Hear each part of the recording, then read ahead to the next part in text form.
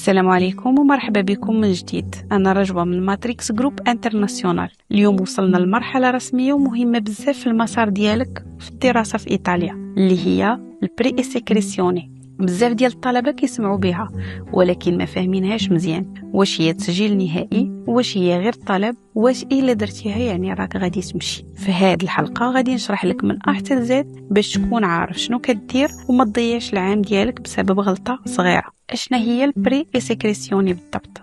هي طلب قبول أولي في الجامعة الإيطالية، ماشي تسجيل نهائي ولكن خطوة رسمية كتقول فيها للجامعة أنا باغي نقرا عندكم في هذا التخصص. الجامعة من بعد كتراجع الملف، كتشوف واش المسار منطقي وكتعطيك رد قبول، رفض أو طلب وثائق إضافية. إذن هي أول باب رسمي كتدق عليه. فين كدير؟ كاين حالتين: مباشرة عبر الموقع ديال الجامعة أو عبر منصة رسمية حسب النظام ديال السنة. كل جامعة عندها مواعيد خاصة، شروط خاصة وطريقة رفع ديال الوثائق اللي خاصة. وهناك خطأ شائع، الناس كتظن أن جميع الجامعات عندها نفس الشيء. لا، راه كل جامعة وعندها النظام ديالها. الخطوة الأولى هي اختيار الجامعة بعقلانية. قبل ما دير الحساب خاصك تختار الجامعة بطريقة ذكية. سول راسك: واش التخصص مفتوح؟ واش عندي شروط؟ شحال ديال النسبة ديال القبول ديالي تقريبا؟ ما نختارش حيت الاسم معروف وصافي. الاختيار خاص يكون حيت عندك فرصة حقيقية. دابا غادي ندوزو لخطوة إنشاء الحساب. كتدخل لموقع الجامعة وكدير حساب بإيميل ديالك، كتأكد المعلومات الشخصية اللي هي الاسم خاصو يكون مطابق لجواز السفر، تاريخ الازدياد والجنسية، وأي خطأ يقدر يخلق واحد المشكل من بعد.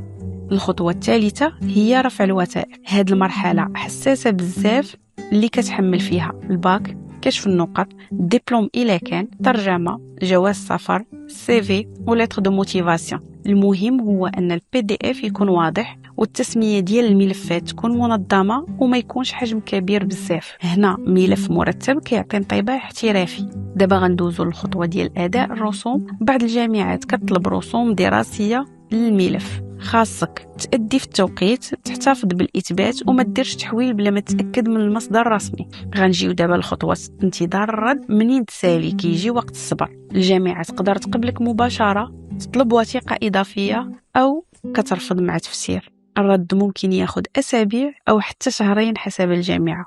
ما ديرش البانيك، راه كلشي كيجي في التوقيت ديالو. دابا غادي ندوزو للأخطاء القاتلة. اختيار تخصص بعيد بزاف على المسار، إرسال ملف ناقص، عدم احترام المواعيد، الاعتماد على معلومات غير رسمية، واستعمال إيميل غير مهني. هاد الأخطاء راه كتوقع بزاف وكتطيح العام كامل. بالنسبة للخلاصة، البري إسكريسيوني هي أول خطوة رسمية وخاصها تكون اختيار ذكي، ملف منظم، احترام التوقيت، وإلا دازت مزيان راه كتفتح لك باب الفيزا. في الحلقة الجاية غادي ندخلوا لمرحلة حساسة أكثر، اللي هي الفيزا الدراسية الإيطالية، الملف كامل وأسباب الرفض. وإلا بغيتي مواكبة خطوة بخطوة، راه ماتريكس جروب انترناسيونال معك حتى تاخد القبول ديالك. ونشوفكم الحلقة الجاية.